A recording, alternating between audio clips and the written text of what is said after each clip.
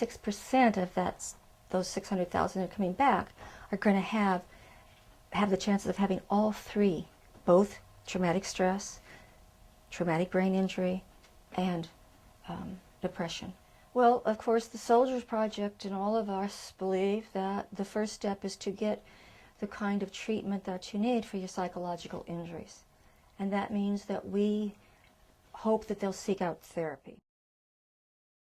My name is Susie Vinci. I am 43, and I was in the United States Navy. Shortly after I was released from the military, I went through a divorce, and I was very angry and very bitter. And once I succumbed to the fact that counseling was probably a necessity, I actually entered into a relationship and was remarried a year ago. In the line of work that I was in the recruiting field, and it's a male-dominated industry, so there are challenges being a female in the military. When you're in the military, you are taught a suck it up and keep moving mentality.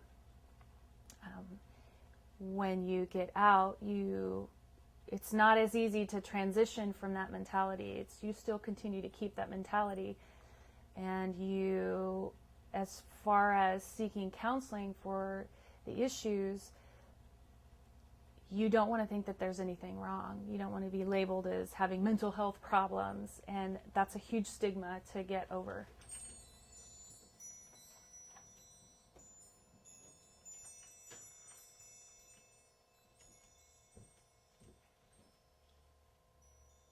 My name is Carolyn Fink, and I'm a licensed clinical social worker with the Soldiers Project Sacramento. And today I have the honor of representing the therapist and the other volunteers that give their time for the Soldier Project. The Soldiers Project provides free and confidential therapy. That means we give treatment to our military, our veterans, their family members, their children, and their loved ones who have some kind of a psychological injury due to the fact that they've been in war and they've served their country. We do this free. All of our therapists volunteer all of their time. We never charge, and there's no limit as to how many sessions. Our goal is to help them reintegrate into a world that they've left behind, and they're coming back to very differently. They're coming back to a world that's passed them by in many ways. It's hard for them to relate with what's going on. Their injuries sets them apart from others. It's dependent on how many programs we have in place for these young men and women to help them re-enter. Things like education and family support. You know, when a soldier goes to war, and I'm using the term soldier generically, when a soldier goes to war, their families go with them.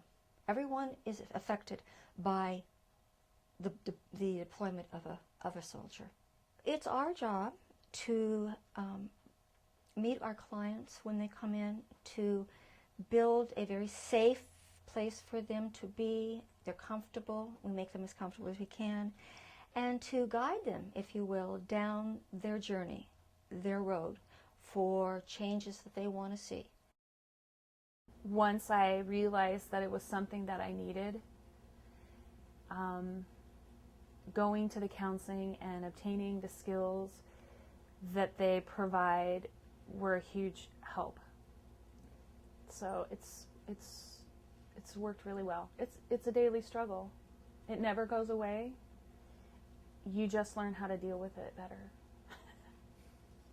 That's my hope, that I can be a voice, that I can take the experiences that have molded me into the individual that I am sitting in front of you today and make them positive, so that